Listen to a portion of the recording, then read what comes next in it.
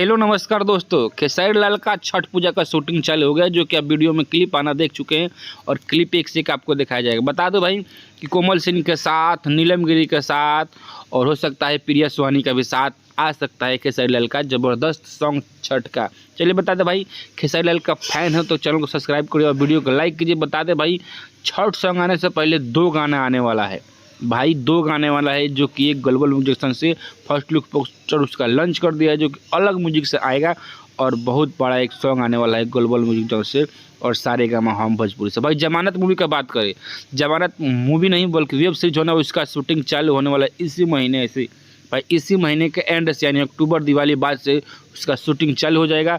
और बता दे भाई, सनी लियोन जो कि एक बहुत बेहतरीन समझिए डांसर, ये बोल दिए जो भी बोल सकते हैं, मॉडल बोल सकते हैं भाई, उसका भी 7 गाना आने वाला है भाई।